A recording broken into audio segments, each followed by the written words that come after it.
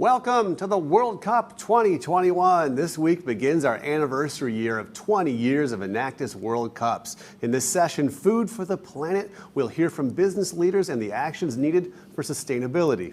In just moments, we'll hear a very special address from Her Excellency, Dr. Agnes Kalibata, Special United Nations Envoy for Food Systems. Food for thought? Stay right here. Case Krytov from Live Kindly will start this Enactus World Cup session, Food for the Planet, next.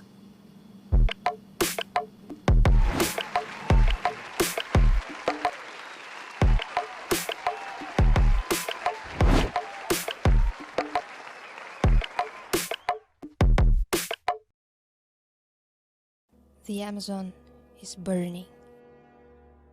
Every year, a rainforest loses an area 12 times the size of New York to unsustainable economic activities. This causes a trickle-down effect. Over 30% of the wood Brazil produces ends up in the homes of traditional Amazon communities. Far from cities and unable to afford gas stoves, they inhale poisonous fumes every time they cook. You see, each kilo of wood these primitive stoves burn releases up to 1.9 kilos of carbon dioxide and other toxic gases. This may seem small, but when more than 14 million homes in Brazil alone rely on wood stoves, the impact on our climate is huge. Our solution is Project Girassol, a sustainable food processing center where local communities can access solar ovens, biodigesters, and acai seed briquette machines to process food products with clean energy. By using our affordable tech, families no longer need to burn wood or buy gas, and can even start their own food businesses. That's what we're doing to create a clean, pollution-free Amazon today. Here in the Amazon, even as we look at its magnificent rivers, we also see entire families living in the middle of trash, children growing up in pollution. And whenever it rains, their homes don't get flooded. All of this because of plastic. We could just sit back and watch. So start to use the same plastic that was polluting our rivers to create sustainable tech in a new waste collection system. Now, side by side with the community, we are creating Amazon where rains can also again for freely, rid the city of plastic pollution. Excellent work to support food supplies and systems for the Enactus team in Brazil. Here's a look at what next-gen lead of Enactus are working on in the U.S. For many years, Appalachian coal powered the American economy, but at the expense of land degradation, air and water pollution, and health concerns. The current collapse of the coal industry has created an economic vacuum where poverty rates are often double the national average and families are deprived of access to essential resources.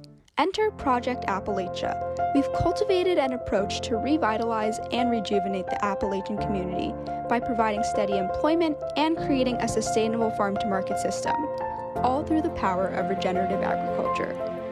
In just under a year, our driven and passionate team has progressed from our whiteboard ideas to tangible results.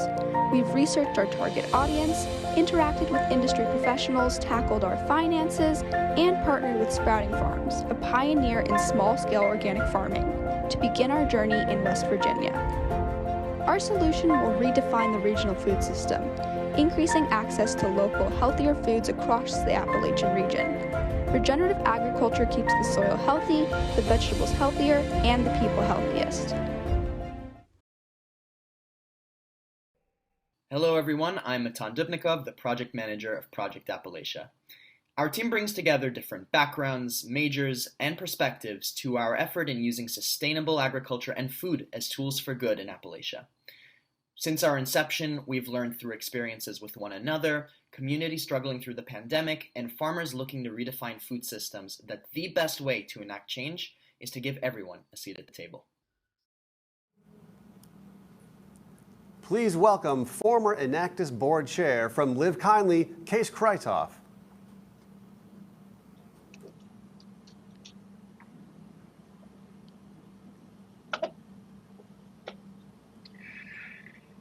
Good morning, good afternoon, and good evening from South Africa here, Case Krytov, and it is an absolute pleasure to be with everybody today.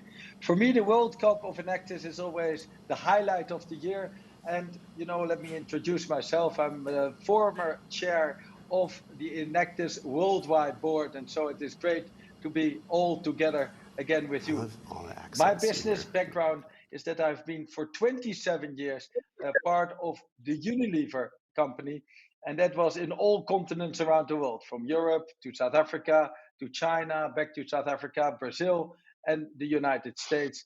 And before I then have started with the passion of having and making basically business as a force for good, when I resigned from Unilever, I've started a global plant-based food company called Live Kindly Collective.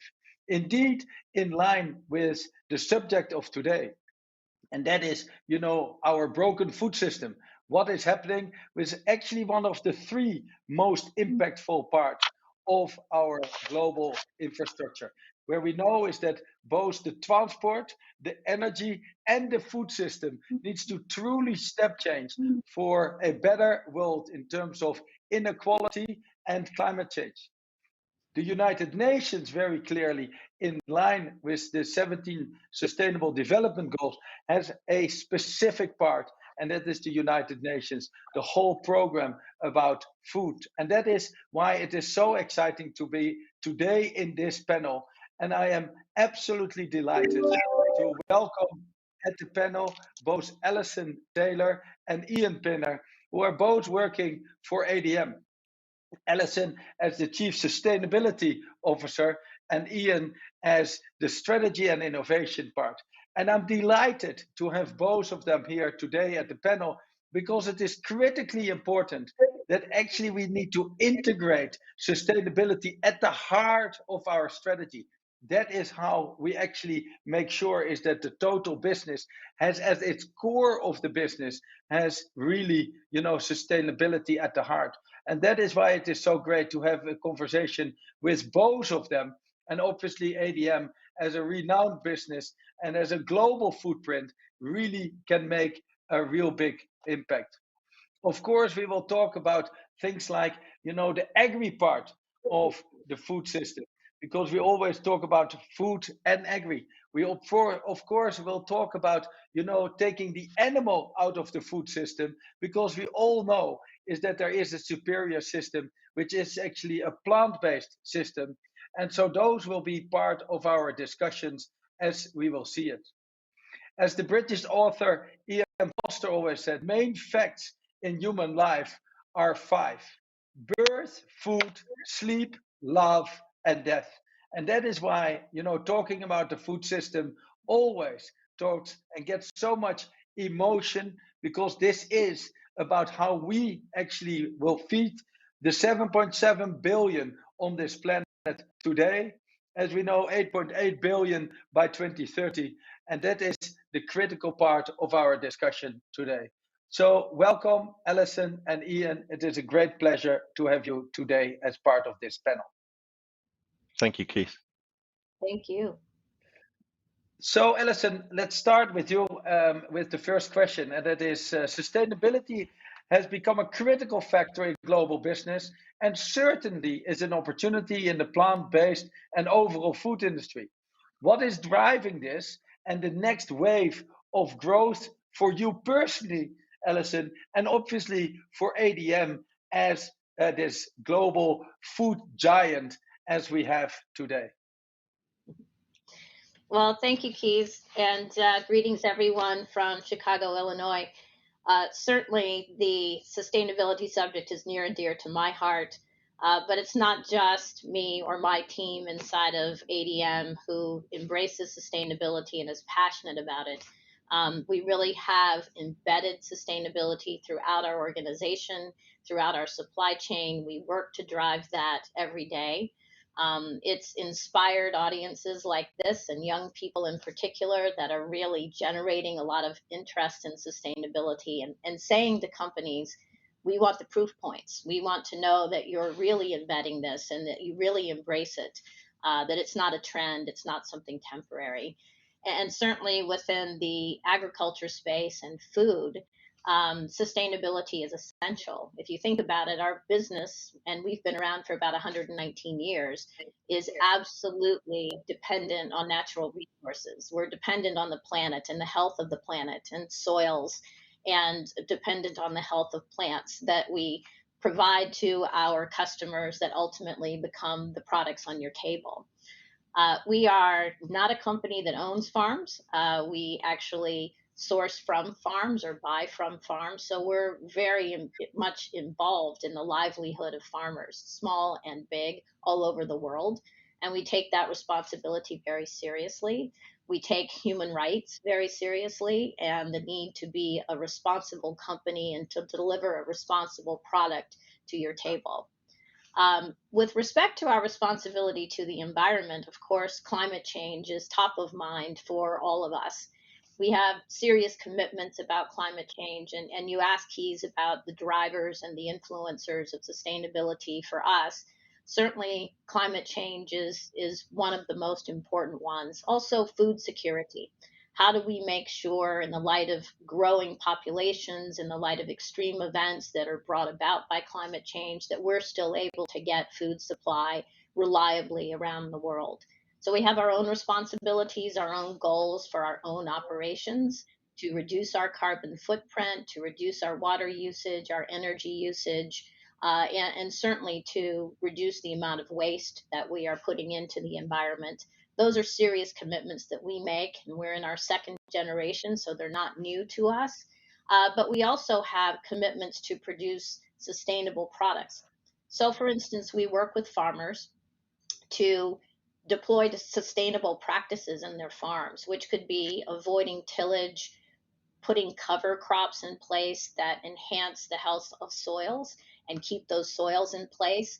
So if an extreme event comes along, those soils aren't likely to wash away. But those cover crops also sequester carbon dioxide in the soils, and those soils become healthier and more rich with organic matter. A farm can actually farm more in a smaller footprint, in its current footprint, and have a more reliable supply through that enhanced resilience. That's very important to our business, our ability to move ingredients around the world, and it's important to the livelihood of farmers. So as we sequester carbon, actually remove it from the air, sequester it in the soils by working with farmers, at the same time our processing is lowering its carbon footprint. We actually operate carbon capture and storage in Decatur, Illinois. We're removing again carbon from the environment and sequestering it in a safe place underground. We're working with our transportation fleets to be greener, to use less petroleum-based fuels. And our processing, we're working with new and innovative technology, not just carbon capture and storage, to lower our footprint. And our products and our packaging, we are very innovative when it comes to how to use bioproducts, and we use 99% of a corn kernel and soy bean as well. So how can we deploy that knowledge into the marketplace with plant-based alternatives to meat? We've been a leader in that for decades. That's not new to us, but there are new innovations every day. And even plant-based materials that can be a part of your clothing or a part of your car, a part of your household goods. We're very excited about that innovation and very excited about working with young people and innovative people to put those out there in the marketplace, to be a responsible company and move sustainability forward as we embed it in our own organization.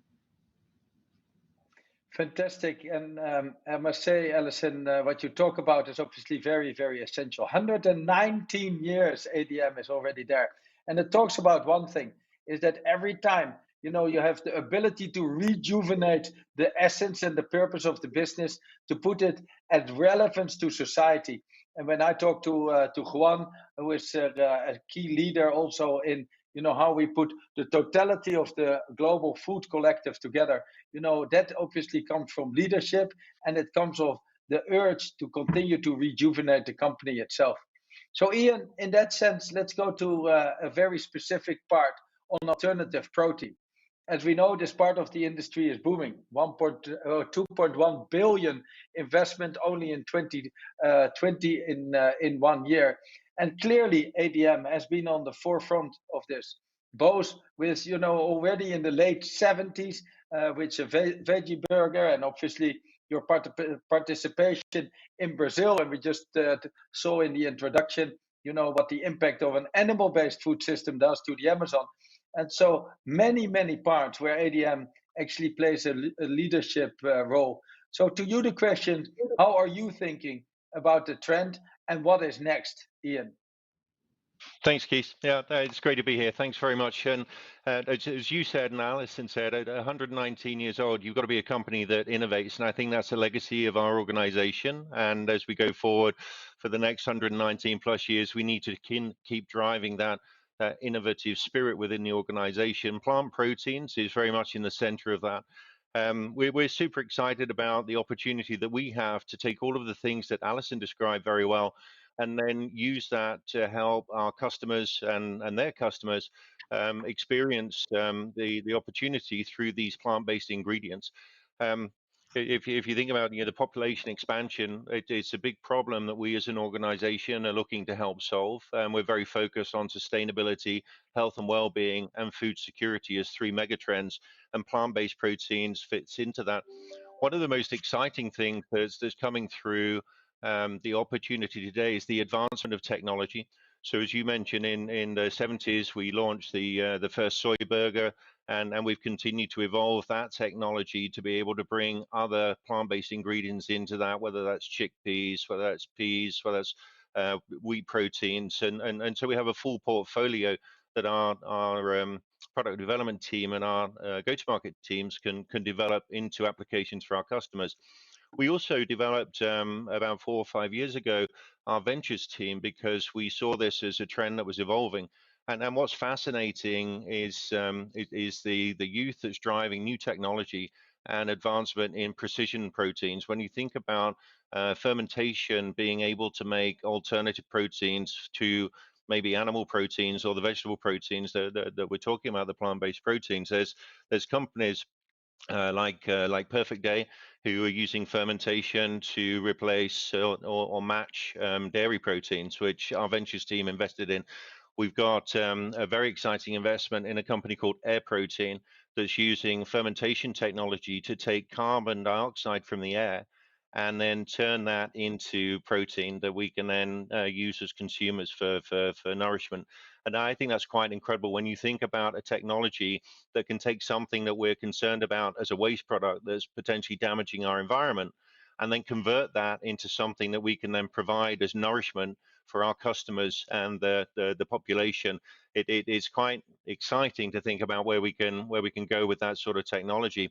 So we do that. So then you think about the delivery of these opportunities and how it's not just about protein, it's about other functional ingredients. We've got probiotics business, for example, where we can now take new technology in biotics, we call them postbiotics, and we can put those together to make very exciting food and beverage applications that actually don't just deliver nourishment, but they deliver actually a functionality. So you can think about products that we've launched which allow consumers to potentially lose weight because of the applications that we can develop and put together. So plant proteins is one area, but I think what's exciting is how we're looking at food not just for calories, we're looking at nourishment, and we're looking at wellness and health and well-being. We're looking at making sure that that's sustainable, and we're looking at making sure that we're reducing food waste, and we're delivering all of that as a company in applications that can help improve people's lives. And I think that's a great place to be, and it's a fun place to work.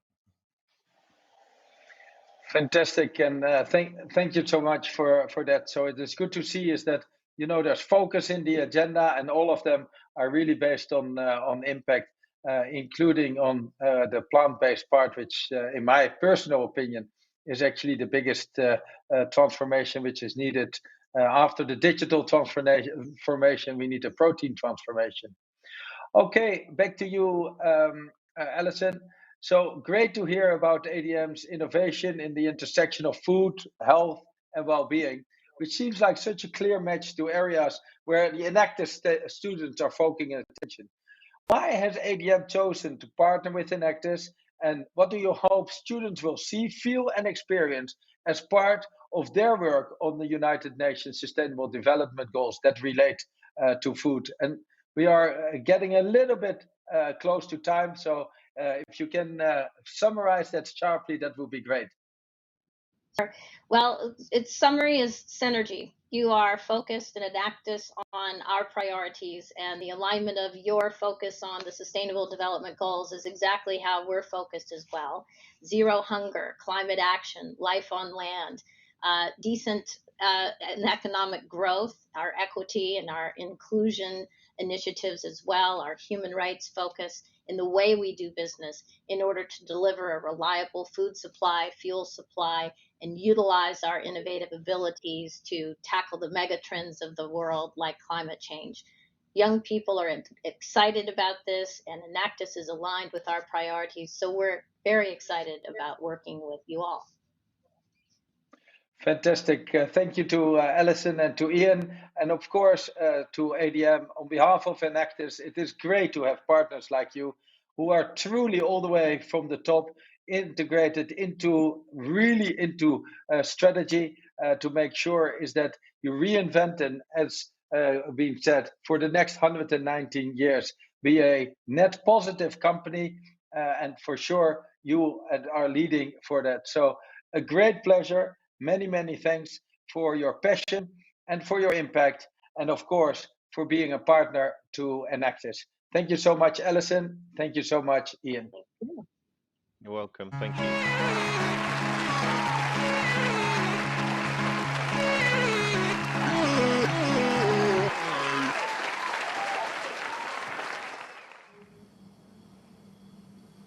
Thank you, Kees Kruidhoff. You know, I kind of like that.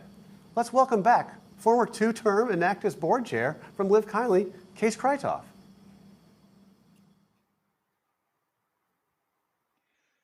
Yeah, thank you, and it's great to be back again. And after this inspiring discussion, which we've just had together with these senior leaders from ADM, we have another senior leader from the global food system with us today.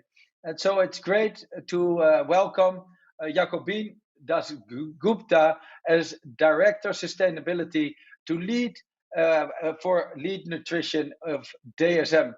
And I happen to know actually very well the ex-CEO of DSM, Feike Siebersma.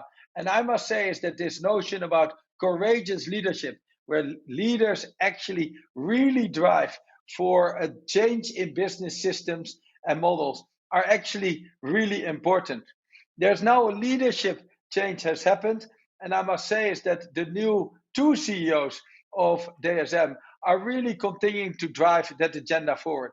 So Jacobine, if you can just share with the Enactus group and all our students around the world, can you just talk about, you know, the passion of DSM, what has been in the transformation of DSM in, you know, the previous phase, and how is that being related in this next phase under the new leadership? Pleased to do so, Kees. Happy to be with you. Good morning, good afternoon, good evening. I am the pleasure to lead the Global Food System Program within Royal DSM. And for those who don't know DSM, we are also a 119 years old company that has had a couple of transformations, but we're really now playing at the heart of health, nutrition, and biosciences. And how do we do? I would say that all the scientists, but also marketing and salespeople, are all gathered around purpose-led and performance-driven. And why? Purpose-led, all the innovations we have, but also the way we operate in the market, we search partners, are really to create a better impact in society, alongside doing good business. So those two go hand in hand. And I would say I'm really thrilled to see how this works out, because we provide mostly food, feed, and nutrition ingredients to industries like food and beverage, dietary supplements, and so on. And together with our partners, we really are able to make a difference and use our ingredient as an amplifying instrument to really nourish people and to reduce the environmental impact. Yeah, that's great, Jacobine. And as I said, you know, there was a CEO change, actually from one CEO, Feike Siebersma, to two, Geraldine Machet and Dimitri de Vreese. So can you talk a little bit how, leadership change and actually having embedded this agenda deep into the organization, what does it do with it? And how do you see is that the next generation of leaders are taking this agenda actually to the next phase of its development? Very well. Yes. Well, first of all, those were very big shoes of Mr. Feike Siebersma. So maybe therefore they're now two. But without joking, both Geraldine Matchett and Dimitri de Vreese take on the same philosophy that it goes hand in hand, creating a positive societal impact and doing good business. And you see this not only at the very top, because we have institutionalized it in processes, in KPIs for the managers, in criteria for the innovation pipeline, and elements for value propositions, the way we operate in the market, you see that all leaders on different levels are really aligned and have a similar compass.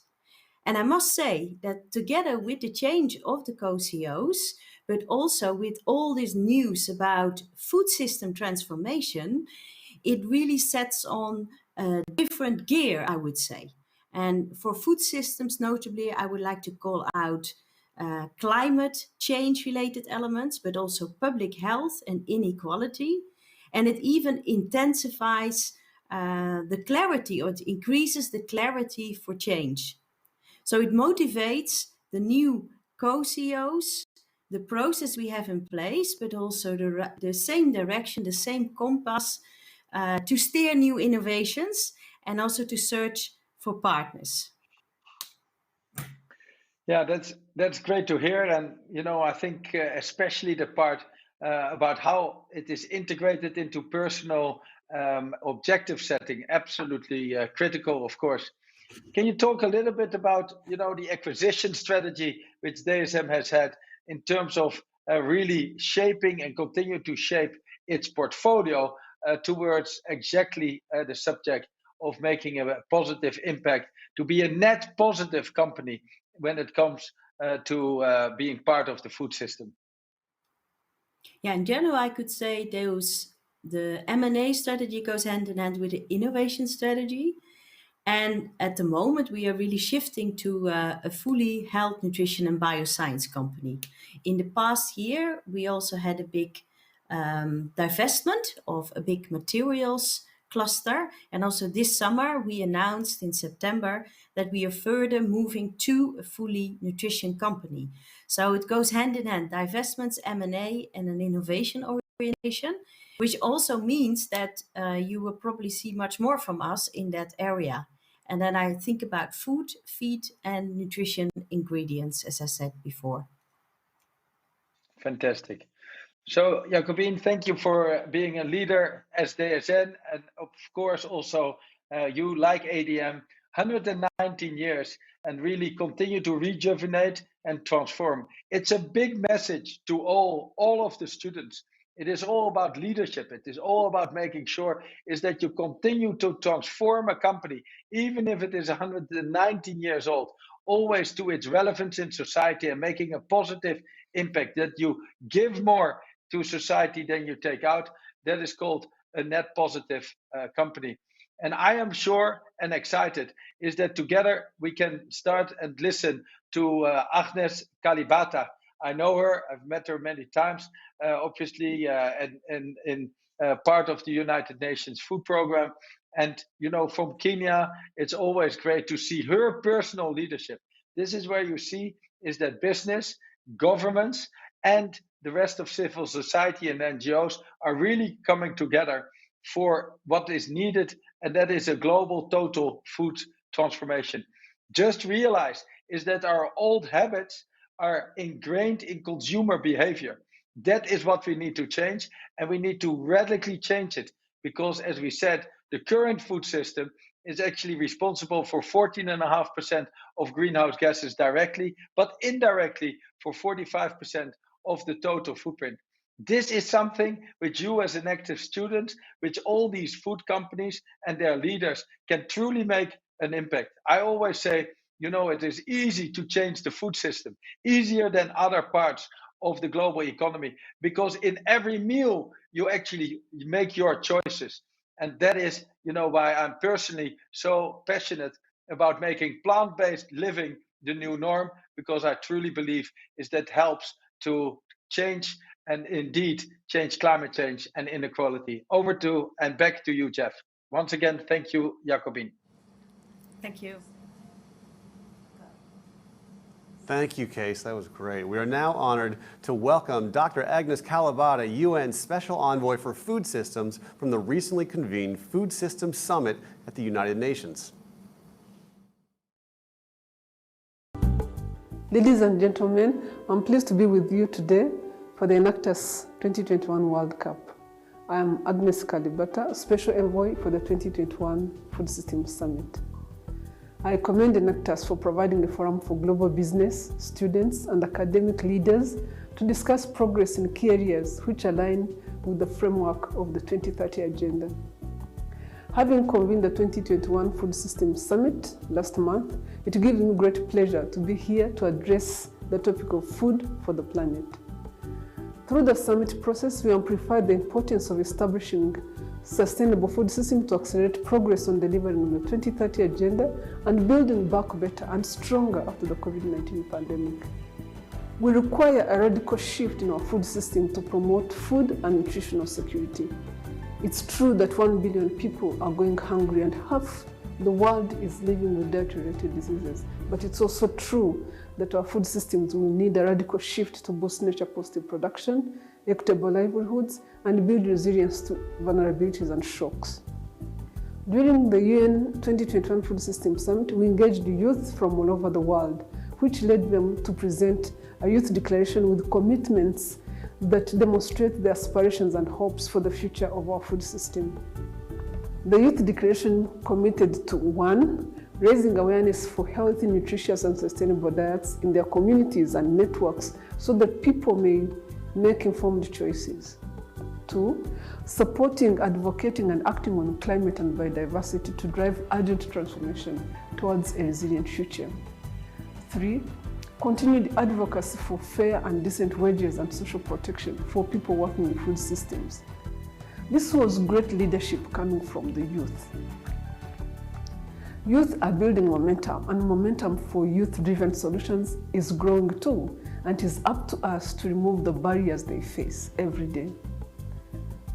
Let us leverage digital and entrepreneurial skills of young people. As leaders, we must find ways to collaborate with youth through different public policies and initiatives. The youth are our future leaders, and we need to give them a seat at the table to share their insights and knowledge in order to deliver on the 2030 Agenda. I wish you all the best as you present your innovations at this year's Enactus World Cup to drive global impact. I know you have so much to contribute, and you're all up to the task. Remember, nothing about youth without youth. Thank you for having me today.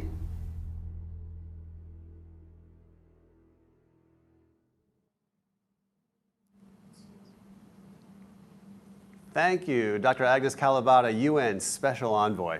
Enactus students have had a long history of working on agricultural advancements, food security, and food systems. Enactus students continue to accelerate this work to support the needs of Global Goal 12 and Goal 2, Zero Hunger. Please welcome students across 3 of our Enactus continents. Hi, this is Marisa. In Germany, we have many projects that focus on food, like Save the Grain and IFA. Thanks, Marisa. I'm Celine. In India, we're working on Larina and UFeed. Thanks, Serene. Here in America, our food projects are critical.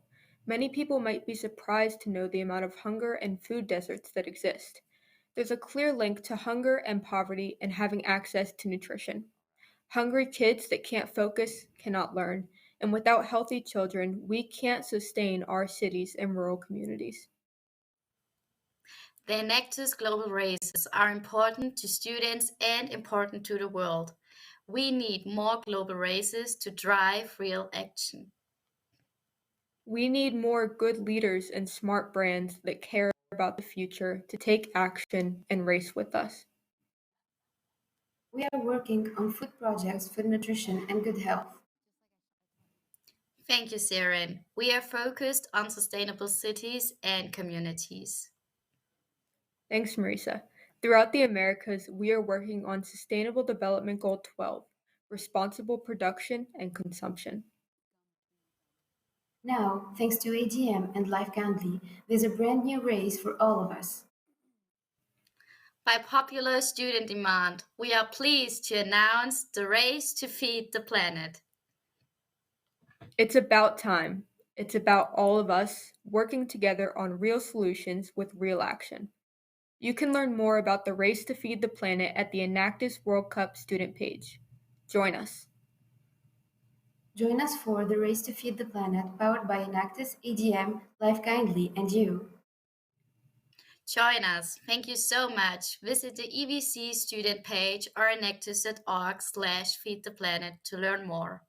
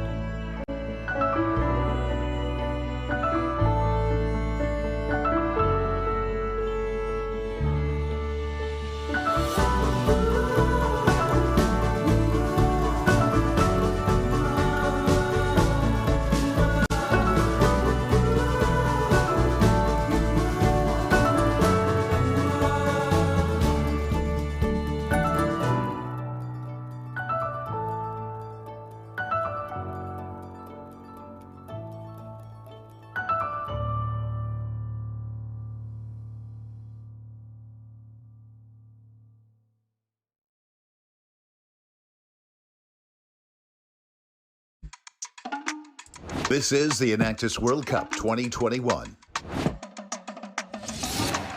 Yep. We can't wait to be together again live. Now to learn more about the races, go ahead and sprint to the EWC race page. For more student opportunities on how you can make an impact and support Food for the Planet, head to the EWC student page. Still to come, the Next Gen Experience, Power of Partnerships, followed by the Global Race for Climate Action. It's all part of Passion on Purpose at the World Cup 2021.